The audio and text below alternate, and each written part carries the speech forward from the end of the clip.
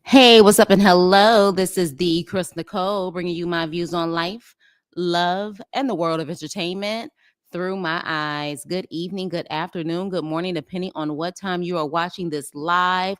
Hello, crew. Can't even speak right now. Hello, crew.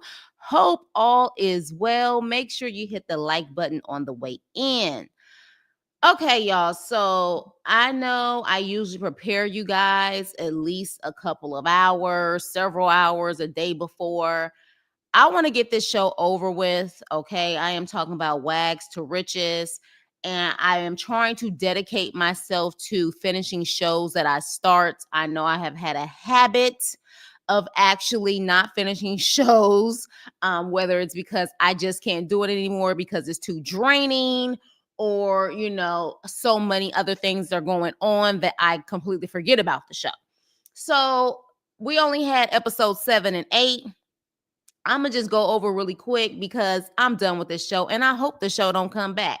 Hey Veronica, hey Daisy, make sure you hit the like button on the way in. I, it's so interesting that they said that Jules was playing in their faces, but baby, I think this show is playing in our faces. Okay, I think this show is playing in our faces. At this point, I ain't even try to find photos. I'ma just keep it on my thumbnail, honey, and we just gonna rock with it. Okay, so episode 7 is really about Stoney's boutique. Okay, as you know, she definitely says she has had her ups and downs with the boutique. She definitely decided to buy too much inventory in the beginning. She said $80,000 to $100,000 worth of inventory and didn't even have one customer, which is like, business one-on-one, a no. But she didn't understand that, and that typically is like a learning process for a lot of people, so I'm not going to necessarily fault her for that. But I like the fact that Alexis, who to me, Alexis and Sade, and I would even say Keita right now, but I would say my top are Alexis and Sade. They're just, to me, real authentic women. Even though Alexis said some things today, or I mean on this episode, in the episode 8, where I was just like, girl, what's going on here? But she comes to visit Stoney's boutique, and she really does seem to want to empower her, not trying to change her, but just elevate what her actual vision is. Keep that in mind when I say that. When you are trying to empower someone and trying to get someone to grow, it's not about you, it's about them. Find out what their goals are and see how you can help them elevate with the goals that they want, what they desire. And so, Alexa was saying, you have a great location. Stoney was like, I don't know if I should just keep it online or keep a store. And she said that she tried to get like the influencers to actually, sell her product by, sending them pieces and hopefully could tag them, but they would just take those pieces, child, and never tag her. And then they mentioned MJ. I guess MJ was one of those girls who was supposed to kind of be her ambassador, but she hasn't necessarily been her ambassador yet. And I'm like, child, are you trying to say she got some of your clothes and she ain't tried to tag you or anything, child? What are you saying? But she was like, well, she got so much stuff going on. Still, if she got my pieces and y'all supposed to be cool, she needs to tag you. Bottom line. To me, that's just ethics 101, morals 101. So at that point, Alexis was, giving her some jewels of advice, and even said, I think Keita, if I'm not mistaken, Keita has the swim line or whatever. So, she was just trying to tell her, like, look, I'm here for you. Let me give you some advice. And then I believe she did mention that she was trying to get some investors even at that time. But I like the fact that Alexis said, when you put into someone, you get in return, I'm saying, what you put into them. So meaning that if you actually do give them legit advice and really pour into them positivity and encouragement, you will receive that. Just like if you pour into someone shade and demonic ish and all of that type of stuff, you're going to get that in return too. So I definitely agree with that, and I feel like Alexis sincerely has a connection with Stoney and was trying to help her. So I did like that scene.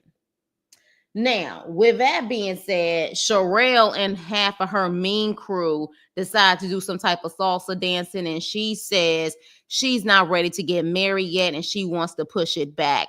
How about never getting married? Okay. Clearly, marriage is not your thing, and not Ocho Cinco's thing either, clearly. So, how about you just don't? But moving on. Stony has an event for her boutique. Okay. This whole episode was about Stony, Stony, Stony. And Stony's dad was there and he looked like he was straight drooling over all the women, y'all. I was like, dad, you a little too old to be sitting up there looking at booties and drooling and all of that type of stuff, child. But with that, he was there to support his daughter. And so Sherelle, and let me just remind y'all who Sherelle is. She's the lead mean girl, the trifling one of the bunch. I do not like her at this point. I don't care how much she tried to do a so-called campaign to try to say she's not a mean girl. She's a turnoff. I am not messing with no damn Sherelle. So Sherelle comes to Stony's event with this guy who apparently is a designer. Okay. He's a designer, but he's an actual designer, which means that I guess he makes his clothes. Hey, Jupiter. Hey. Hope all is well. Make sure you hit the like button. So he's a designer. And so at that point, they come in, and honestly, I don't know who told Sherelle that she's a fashionista. Let me make it very clear. I don't get fashionista from her. I don't. Like, the only thing, for example, like I get Evelyn, and it ain't no shade, but Evelyn, Ocho Cinco's ex, was known as a fashionista, a fashion forward girl. So much so that clearly Sherelle is wearing the dress in this picture that Evelyn had. But Sherelle doesn't give me fashionista, including the jean outfit that she had on in this scene. I mean, I wasn't impressed with. And I guess for me, I'm just not impressed with people who always just have this mean spirit and always trying to down others, but then think no one can talk about them. Like, you are really walking around here, ma'am, like you were this fashionista, like this multi-millionaire, because I don't think she is yet. She said she will be, but you're doing too much for me the way you judging this girl and others. But when they walk in, she claims that she brought that designer because, he's very successful and very popular in Miami. And she is a woman of her word, and she wants to help as much as she can with Stony, not financially, but help her. But she said, but I mean, she only had one rack of clothes, and it looks like the clothes came from the Goodwill. Really? Now, for those who have watched episode 7, and if you haven't watched it yet, I can't wait for you to watch it. You look at that jean outfit and you tell me what it was given. Because it damn sure didn't give expensive to me. It didn't. Now, one thing I will say is that later on, the designer says that she had pieces for like all like the different like seasons. Like, she has something for winter. She has something, and she needed to kind of be, this is summertime, so she needs to kind of have like her top summer stuff out. I can agree with that. But again, I think she just kind of wanted to show the different things that she has in her inventory, since she has about $100,000 worth of inventory. So with that, Sherelle tries on this little fur coat that she had on. I thought it was cute, but they was trying to clown that. And so at that point, Sherelle keeps shading, in my opinion. She purposely brought that guy there to shade, because as soon as they go outside, that's exactly what they do. They literally are talking shit about Stony, talking shit about the fashions, and she laughing and kikiing, but then at the same time saying, but I really fancy, I think his name is Fancy, I really want to help her. But the way that she's talking is more like, I pity her because she's so beneath me. Like, I'm trying to get her to my level because, she's just so beneath me. Like, I pity her, so we have to help her. That's the way it was coming off. Mind you, this girl has said that she's from a small country town. But you sitting up there disrespecting Stony, who's a Miami girl. She may be on the other side of the tracks from Miami, but she actually from the damn city. Okay.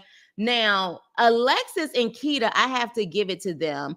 They pretty much were there talking to Stony and really sounding like they were interested in hearing what she has to say as far as what she wants to do with her boutique. And she says she really wants to be, she wants to have investors, but she wants to get into wholesale, like all of the merchandise. She wants to be able to sell it out to different boutiques or whatever the case may be. So they was telling her how sometimes, you know, what you think may work out, it may not work in your favor, but you have to pivot to really, you know, have a successful business.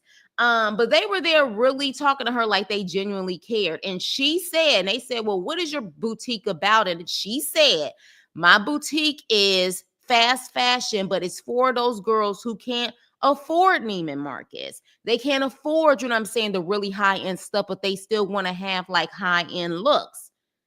Perfect, because guess what? Those type of boutiques are very lucrative. How many of those boutiques do we see online right now? In fact, one of the most popular boutiques, online boutiques that I know of, and I believe she's based out of Miami. Have y'all heard of Miss Bling?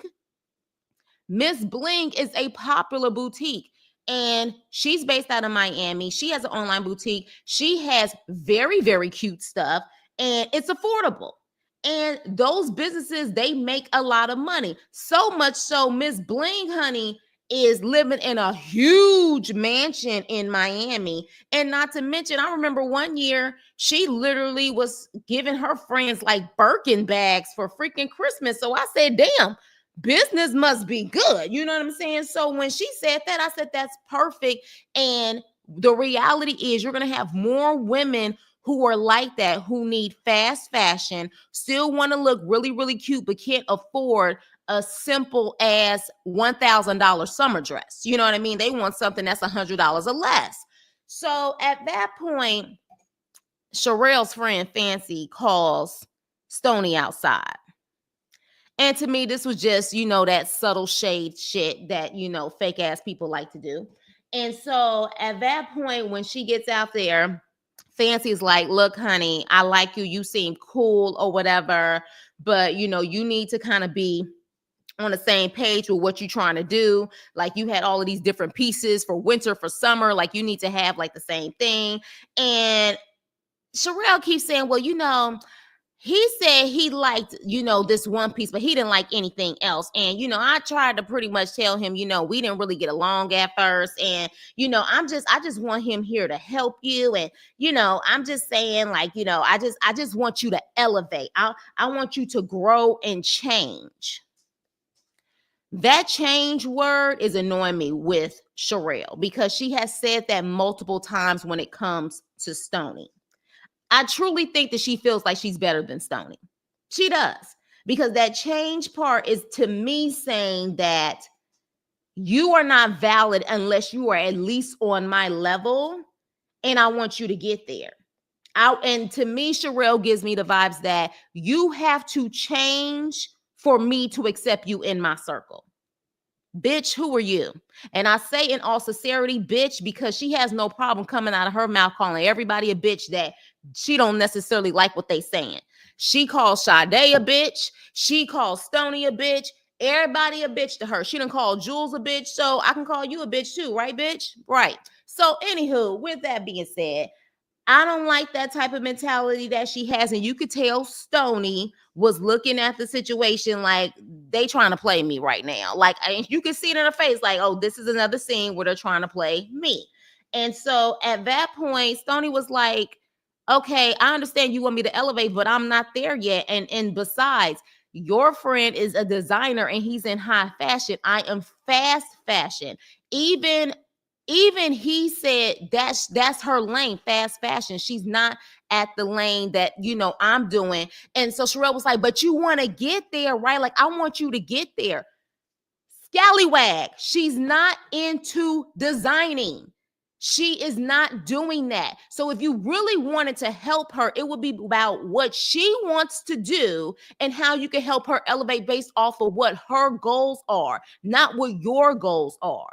which tells me right then and there it's not about her, it's about you, you narcissistic piece of shit. Sorry, y'all, but I'm just like, why are y'all playing in our faces like this? I hope this show is canceled because this will teach you a lesson, Sherelle. Freaking selling Tampa didn't work, and this ain't gonna work either because you're fraudulent. You coming off fake as hell. You don't seem genuine at all. Period. Period. So at that point, Eva Stoney was like, I guess this is Sherelle's Dalmatian. I guess this is her lap dog. Like, I guess that's what it is. So, at that point, she understood and she just kind of played it off or whatever. But I do feel like Sherelle is like, let me help this ghetto girl out. Let me help her. Because, in her mind, a small country town girl is different from, I guess, maybe the girl from the hood of Miami. She truly thinks she's better. She does. She thinks that she is better. And her version of elevating people is to try to make people like her so she could be comfortable around them. Girl, bye. Who the F are you? Never heard you speak like this. Yeah, that's why I said I had to vent. I said, because I'm telling you, like, I had to vent because I don't like people who are just intentionally just nasty. Even if it's for TV, like, it's not even coming across genuine in the situation. It's coming across like, I don't know, like, she just seems like a fake and a fraud to me in all levels, in all levels. Like, will the real Sherelle please stand up? Because even in selling Tampa, we really didn't get to know who she was. She was just kind of, I don't think she's reality TV. She's not a reality TV girl. I think she wants to be badly. She's just not natural at it. She's not a natural. It does not come off natural to her.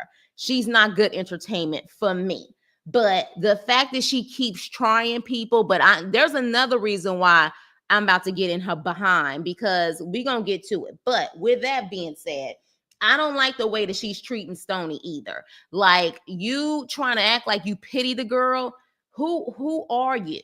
Like, I'm a firm believer. You don't just sit up there and just look down on people because you feel like you've made it at a certain point in life. You got to be mindful of how you treat people. The same people you meet on the way up is the same people you meet on the way down. You better be mindful, because Stoney could, within a blink of an eye, her boutique can like skyrocket. You know what I mean? So I don't like the way she treats that girl. She's still being a bitch. That's just what it is. So then Jade and Jules meet up, child. And one thing about did I say Jade? Sade and Jules meet up. One thing about it is that Sade says that Jules' problem is oversharing so much. And I could see that. You know what I'm saying? Especially even when you're not reckless with your tongue and your Twitter fingers like she has in the past. In this day and age, oversharing is bad. You know what I mean? Because a lot of times, a lot of people overshare because they truly think that people have good intentions like them. And that's not the case anymore. Like, some people, they just want your information to be a monitoring spirit, to drain your energy, to run their mouth, to always have something on you. So I can understand what Sade is saying. Like, sometimes you bring in your own problems because you're oversharing too much. Even though Jules still gets a side eye for me because of the stuff that she said in the past, because to me, that is the way that she thinks. I still see the other women's BS towards her on this show. Okay, but she did call Sherelle a gremlin, and I kind of laughed at that. She was like, oh, because Sade invited her to the beach volleyball tournament or whatever. And she's like, oh, I'll be there. She was like, but she's like, I ain't talking to the gremlin, though. I was laughing. I was like, damn. One thing about Jules, though, she don't hold her tongue. She don't give a shit. So episode 8, child, let me tell y'all something. The first scene that we really see is Keita and her mother. Y'all, I don't know about y'all, but that was a weird conversation. She even mentioned Keita was peeling a potato. And the mom, I don't know, I felt like the mom was trying to say as if she's overdoing it by eating a potato. Like, she was like, Keita, don't. don't do that or whatever. Like, don't overdo it. You know what I'm saying? You don't want to do too much. And I'm like, it's a damn potato. Like her relationship, what we saw on camera, it seemed really weird when it came to her mother. And even her mother was like really on her, like, move your fingers, you about to cut your fingers, and just some of the stuff. I was just like, this is interesting. But I didn't know that her fiance and her baby daddy, who already had like 9 or 10 kids before her, I didn't know that was the same guy that recently the cops pulled out of the car right before a game. I guess he was making his way to a game. I didn't know that was him, that Tyreek guy. Her fiance is the guy. This happened, I think, I want to say last season. That is the guy in Miami that they pulled out of the car. Did not know that, but apparently I don't really know the backstory of that. I do believe that people were saying that the cops were in the wrong. Either way, he was able to get to the game. I don't really know, but I do remember seeing the footage and people talking about it like on social media. So with that being said, Alexis ends up having a date and cooking for that retired football player, which I think they're cute. I hope it works out with them. They seem like they could be a cute couple.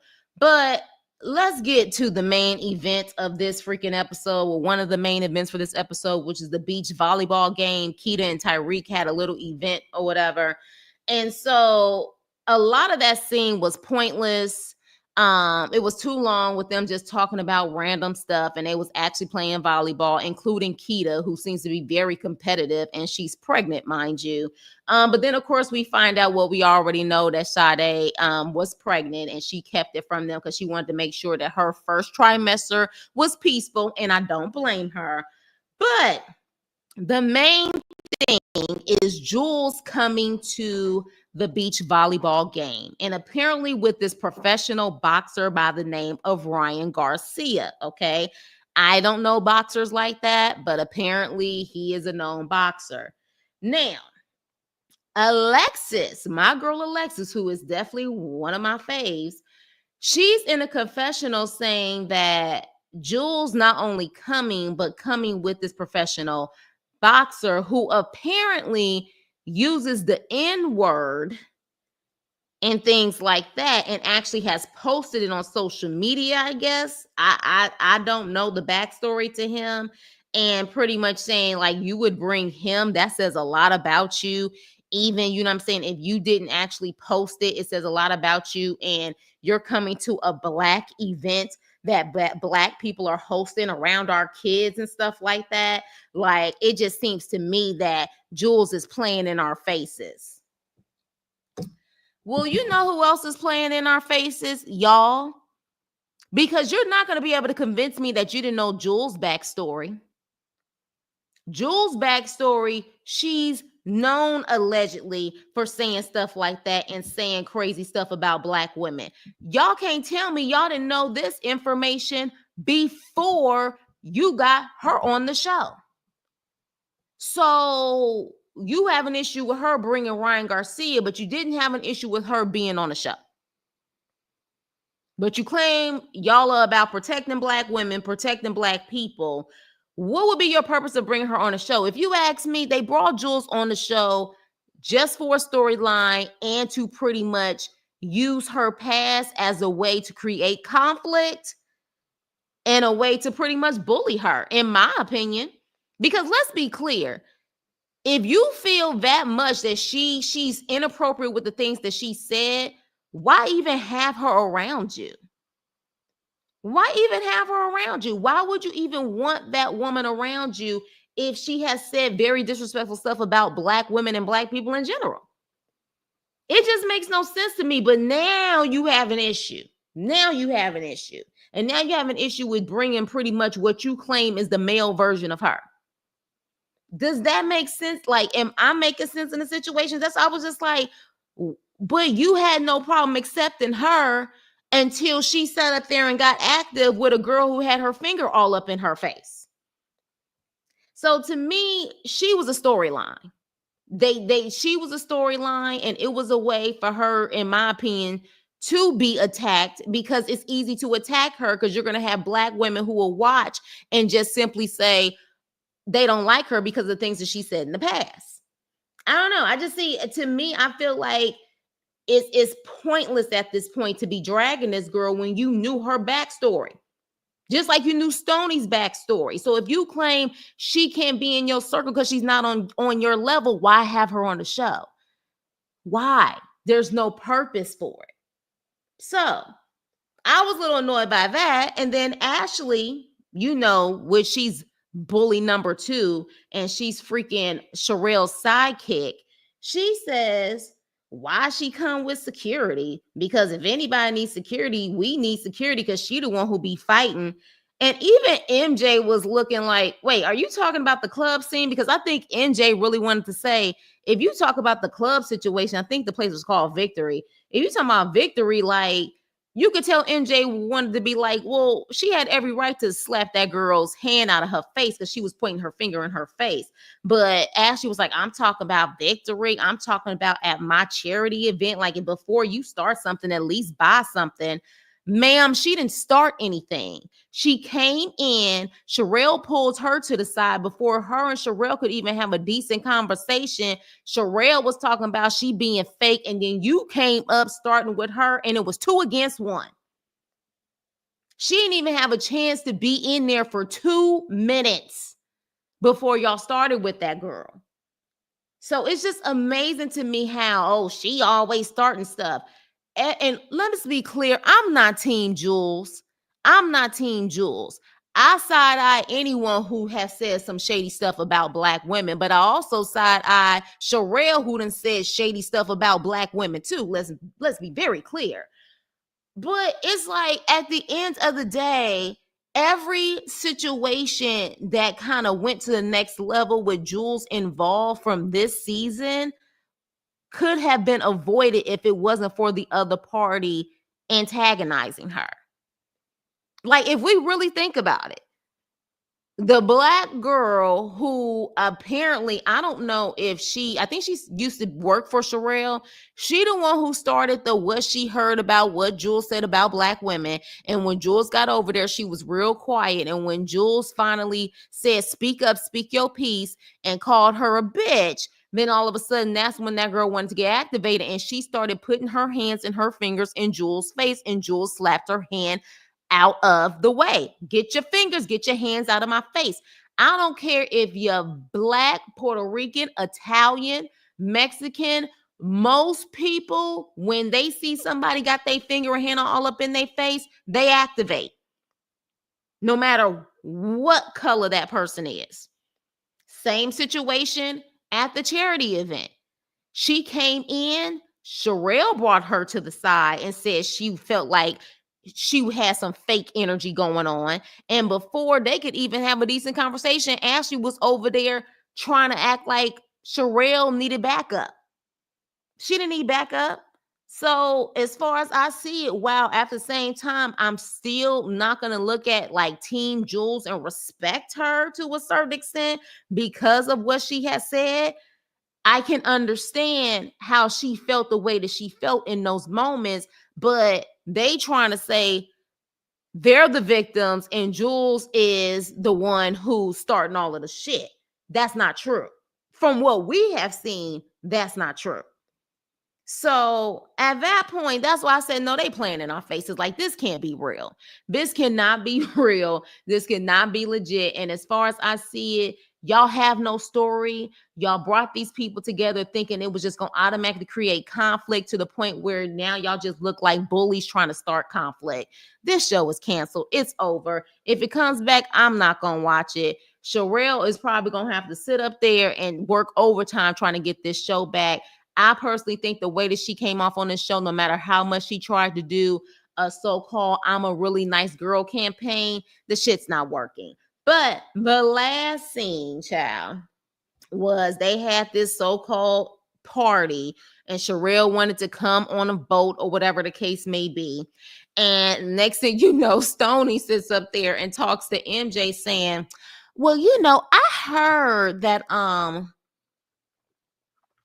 Ocho Cinco and Sherelle, they like to have three-way parties.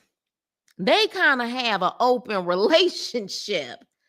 And she's speaking to MJ. MJ is like, "Ooh, that's a serious allegation." And MJ says, "You know what? And you know what's so crazy?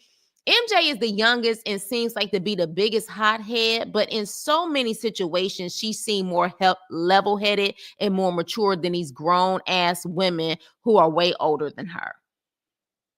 Way, like literally, hot-headed as she is, where she was sitting up there beating up on the other baby mama, she seems to not like she seemed more level-headed than Sherelle at times.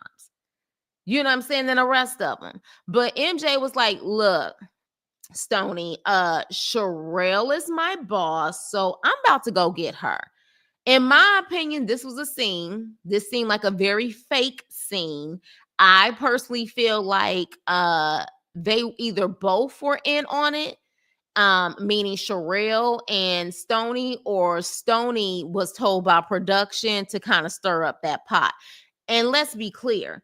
Remember, if y'all remember and watch Basketball Wives back in the day, especially when Ocho Cinco was on there as Evelyn's fiance, do y'all remember that scene when they was sitting on the couch and Evelyn looked like she was about to cry and she was like, I really want this relationship to work. How can we make it work? And it just doesn't feel like every other relationship.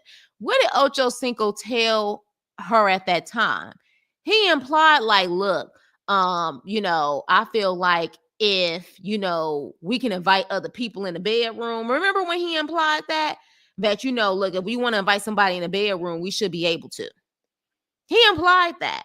So it's interesting that Stony does mention, well, apparently he liked three-way parties, because it's not like that's a shocker to us if you heard that conversation he had with Evelyn on Basketball Wives. So it doesn't seem too far stretched for him to actually say that, and that could actually be true. So then Stony sits down with Sherelle and was like, well, I'm hearing word on the street is you and Chad like three-way parties. And Sherelle's like, really? Like, who told you that? Really? And like, bitch, again, she love that bitch word, bitch. You know what I'm saying? What you trying to say? What you trying to say? She's like, I'm just saying, like, I heard, y'all like three-way parties. Like, y'all got an open relationship. And so Sherelle's like, well, what's it to you? And she was like, well, I just need to know the circle I'm around. Kind of spinning the block on what Sherelle said about her in the beginning. She's like, I just need to kind of know the circle that I'm around. And so Sherelle kind of staring at her, and she was like, it ain't none of your business. But first of all, our relationship is fine. Our relationship is intact, and ain't no third way party, open relationship going on around here. And then the episode and the season goes off. I feel like, in my opinion, that was a setup scene to try to give a cliffhanger for a possible second season. Yeah, I'll pass. I won't be watching. Let me ask y'all this. For those who have watched that are listening right now, what do you think? What do you think about this season? What do you think about this show? And let's be clear, I'm just trying to finish this up, because it's not like I get a lot of views on this show either. It doesn't seem like it's really a popping show. Like, I don't know if a lot of people were really watching it. Like, I think they watched it really quick when they felt like the colorism stuff was going on and Sherelle being a mean girl, but I feel like it just faded out. It doesn't seem to be a popular show that people watch. Like, if there are people reviewing it and they are getting numbers, it's because they get numbers on everything that they do, because they're already like a big YouTuber. But yeah, this show, it really didn't do anything for me but make me just look at Sherelle like, you trifling heifer. Like, you're fake as hell. Like, you are fake as hell. You, Ashley, like, y'all fake. Like, this was a pointless show. You thought you was gonna be in charge of the girls and be able to bring back something because your selling Tampa didn't work out. I don't see this show working out either. I really don't. And the only way it can be saved is because you were lucky enough to have the actual athletes on this show. That is one thing they have been able to have. Their actual significant others were actually on the show. But if her and Ocho Cinco are truly not a couple anymore, which I don't know because they claim they also did that to get attention to the show. If they're not a couple anymore and he doesn't plan on being on the show anymore, then what's the point? What's the point? So with that, you guys, let me know what you think about the show. Yeah. At this point, stop. They were just playing in our faces. To me, they're full of shit. They're full of shit. And Sherelle, the way that she was just so judgmental with her mouth and how she felt like she was above the Stonies. I can't respect it. I can't rock with it. I don't like people who have that type of mentality where they feel like, let me help this ghetto girl. Let me help the little poor girl. You know what I'm saying? So I can feel good about myself and she can be a mini me. That's what she wants. She wants many Sherelles around her. Baby, please believe me, you are not all that on any level at all whatsoever. You are a two-time divorcee and a baby mama. Humble yourself. Okay? Humble yourself. So, with that being said, you guys, let's continue the conversation below. Please like, share, and subscribe, and I will see you on my next video. Toodles.